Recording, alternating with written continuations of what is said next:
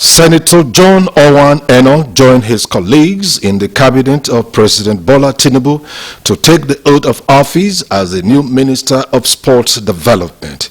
He is taking over the office as the 36th minister, but will need to be on top of his game to resolve the enormous challenges facing the administration of sports in Nigeria. For a nation brimming with sporting talent, Nigeria has not lived up to her potentials in world sport. Enoh will need to hit the ground running. He will soon find out that all federal government-owned stadia, especially football playing surface, cannot host any of the national teams. For the good state of the Godfrey Lakpabio Stadium in Uyo, all the national teams would have had to play their home games outside Nigeria. Track and field, swimming, hockey, handball, volleyball, and almost all sports face similar challenges with their playing arena. I think that the federal government, the state governments that own these facilities must ensure that they anchor it around the private sector participation, where they would ordinarily sublet those stadiums to be used for commercial purposes. And in the long run, you see that we'll have more facilities. And of course, it's a source of concern, because to have a country that is one that is inclined towards football like Nigeria, and you do not have enough facilities that international tournaments, particularly where our national teams would participate in, it leaves a lot to be desired. On the international scene, Enoh will also have to tackle the serious perception problem.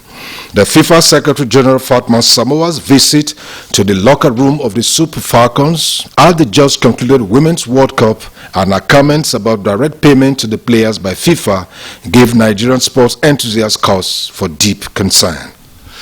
I think that over the years, promises are made and not kept. So there is an atmosphere of distrust.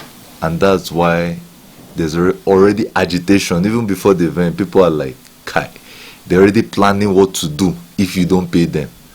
We'll sit back in the hotel, we'll hold placard, So it boils down to what I had said about stakeholder analysis and reaching a decision on how we're going to do things and keeping to that decision. Senator John Enoh will also need to revisit the idea of getting the president to sign into law the return of the National Sports Commission, where experts will be recruited to manage sports at all levels.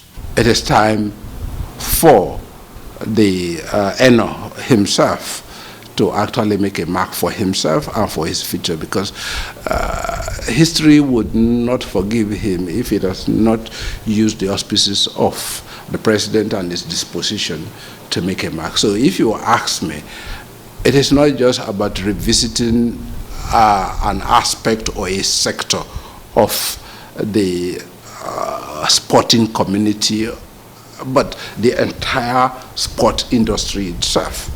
The new minister must also keep a watchful eye on the various sports federations, as internal wrangling could mar any good intentions he might set in motion. Whenever you say wrangling, basically people are fighting for power, for position. There's a clash of ideas. And any leader that can manage the interests and manage these power blocks stands a good chance of making sure there's stability.